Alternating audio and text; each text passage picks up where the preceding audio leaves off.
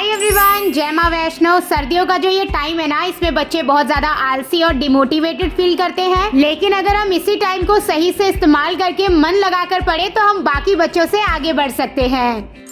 Winter के जो ये 3 से 4 महीने होते हैं ना, ये स्टूडेंट के लिए बहुत ज्यादा इंपॉर्टेंट होते हैं, क्योंकि इसके बाद ही हमारे फाइनल एग्जाम्स होते हैं और यही टाइम ना हम बिस्तर में सोने में निकाल देते हैं। इसीलिए मैंने सोचा कि आप लोगों के लिए ना विंटर का स्टडी रूटीन लाते हैं। मन लगाकर पढ़ने के लिए और अपने टारगेट्स को अचीव करने के लिए ना सबसे पहले तो आपको ये गरम गरम बिस्तर छोड़ना पड़ेगा। और बाहर इतनी ज्यादा ठंड होती है ना, इसलिए हमारा बिस्तर छोड़ने का मन ही नहीं करता। तो सबसे पहले तो आप अपने आप को ना गर्म कपड़ों से कवर करिए। आप अपनी मोटी मोटी स्वेटर पहनिए, कैप्स पहनिए, अपने फुट को ना हमेशा सॉक्स से कवर करके रखिए।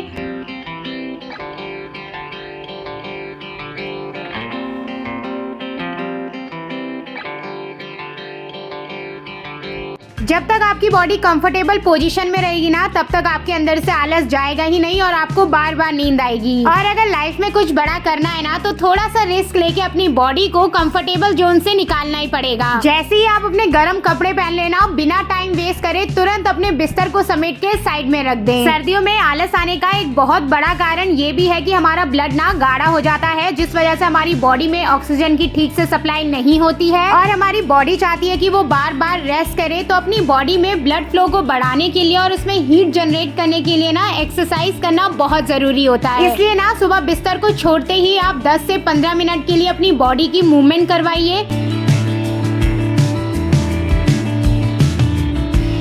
आपको बिल्कुल हल्की फुल्की मूवमेंट करनी है, जैसे कि आप अपनी रिस्ट को घुमा सकते हैं, अपने शोल्डर्स को स्विंग कर सकते हैं।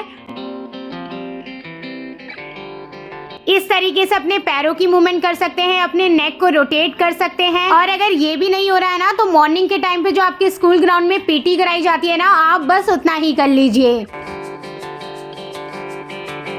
सर्दियों में ना जैसे जैसे दिन आगे बढ़ता है, वैसे वैसे हमें आलस चढ़ता रहता है। इसलिए कोशिश करिए कि आप अपने सारे इंपॉर्टेंट काम ना मॉर्निंग में ही निपटा लें। विंटर्स में ना आपको अपने रूटीन और टाइम टेबल को थोड़ा सा चेंज करने की जरूरत होती है। इस समय ना स्कूल कॉलेज जाने के टाइम भी थोड़े से लेट हो जाते हैं, तो आप मॉर्निंग के टाइम पर अपनी स्टडी को ऐड कर सकते हैं। अगर आप अपनी बॉडी की एनर्जी के हिसाब से काम करेंगे ना, तो आप ज्यादा प्रोडक्टिव रह पाएंगे और इफेक्टिवली सारी चीजों को कर पाएंगे। अगर आप चाहते हैं ना कि आप ज्यादा लंबे समय तक बैठकर पढ़ पाएं, तो आपको ये चेक करना पड़ेगा कि आप कहाँ बैठकर पढ़ रहे हैं। और यही ना हमारी सबसे बड़ी गलती होती है। विंटर्स में ना हम अपने गरम गरम बिस्तर में ना अपनी बुक्स लेकर बैठ जाते हैं, आधा घंटा पढ़ते ही हैं कि फिर हमें नींद आने लग जाती है। इसलिए ना सबसे पहले तो आप अपने बेड में बिल्कुल भी ना पढ़े, या तो जमीन में बैठकर पढ़े, या फिर अगर आपका स्टडी टेबल है तो उसमें चेयर लगाकर पढ़े। अगर आपको ज्यादा ठंड लग रही है ना, तो आप अपने पैरों पर शॉल वगैरह रख सकते हैं, लेकिन कंबल या फिर मोटे गद्दे लेने से बचे, क्योंकि इससे फिर से आपको नींद आएगी।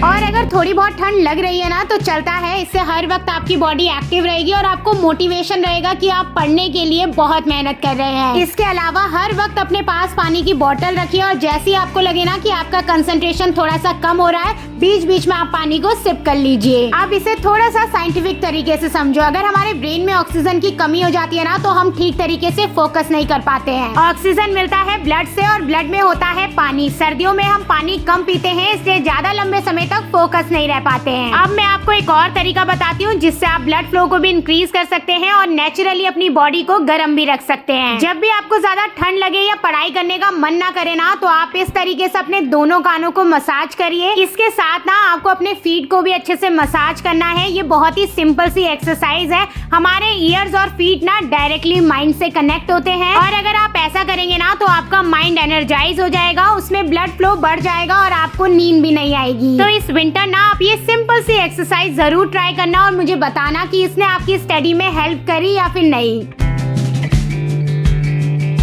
लंबे समय तक एक ही जगह बैठकर पढ़ने से ना आपको नींद भी आ सकती है और ठंड लगनी भी शुरू हो सकती है। इसलिए जब भी आपका कोई रीडिंग करने का, पढ़ने का या फिर लर्न करने का सामान हो ना, उसे कोशिश करिए कि आप वॉक करते हुए करें। पढ़ाई करने के बीच में आपका अचानक कुछ खाने का मन करे, फोन चलाने का मन करे, तो उसमें आपको ना एक तेजी चलनी है। अपने माइंड को एक टारगेट दे देना कि मैं इतना पढ़ लेता हूँ, इसके बाद मैं एज अ रिवॉर्ड ये करूंगा। इससे आप बीच में डिस्ट्रैक्ट भी नहीं होंगे और बहुत जल्दी जल्दी अपने काम को निपटाने की कोशिश करेंगे उस रिवॉर्ड को लेने के लिए। अब जैसे कि हम जानते ही हैं कि गर्मियों के मुकाबले ना सर्दियों में हमें कम प्यास लगती है, जिस वजह से हम पानी नहीं पीते हैं और इसी चीज का रिजल्ट है कि हमारी बॉडी डिहाइड्रेट हो जाती है, ड्राई हो जाती है और आलस भी हमें बार बार चढ़ता है। तो अपने आप को बार बार पानी का याद दिलाने के लिए ना एक बड़ी वाली बोतल गुनगुने पानी से भरकर हमेशा अपने पास ही रखें। अगला बहुत बड़ा रीजन जो सर्दियों में हमें एक्टिव नहीं रहने देता है वो है कम सनलाइट। एक तो सर्दियों में वैसे ही सूर्य देव जी कम आते हैं, दूसरा हम स्कूल से ट्यूशन जाते हैं और ट्यूशन से सीधा घर आ जाते हैं और घर में भी हम दिन भर बिस्तर में पड़े ही रहते हैं, जिस वजह से ना हमारी बॉडी को बिल्कुल भी सनलाइट नहीं मिलती है। सनलाइट ना मिलने की वजह से ना हमारे अंदर एक केमिकल होता है मेलाटोनिन, जो हमारे उठने और सोने के लिए रिस्पॉन्सिबल होता है, वो इफेक्ट होता है और इसी वजह से हमें बहुत ज्यादा नींद आती है। इसलिए पूरे दिन भर में जब भी आपको टाइम मिले ना, आप थोड़ी देर सनलाइट के नीचे बैठे, आप वहाँ बैठकर कुछ खा सकते हैं, थोड़ी देर वॉक कर लीजिए या वहीं बैठकर पढ़ लीजिए। इससे आपको मेनली 3 फायदे तो होने ही वाले हैं। एक तो आपको विटामिन डी मिलेगा, दूसरी आपकी बॉडी एनर्जाइज रहेगी और तीसरी आपको ठंड भी नहीं लगेगी।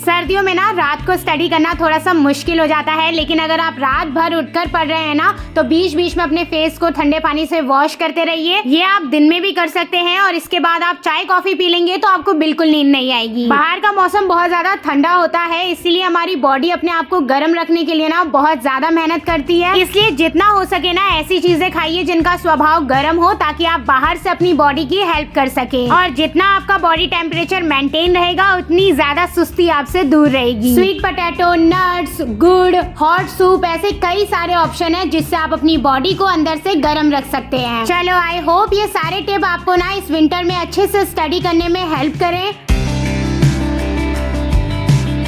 अब यहीं पर ही आज की वीडियो को कंप्लीट करते हैं। वीडियो अच्छी लगी हो तो वीडियो को लाइक कर देना, चैनल को सब्सक्राइब कर देना। मैं मिलती हूँ आप सबसे बहुत जल्द एक नई हेल्पफुल वीडियो में। तब तक आप लोग अपना ध्यान रखना। Okay, bye bye.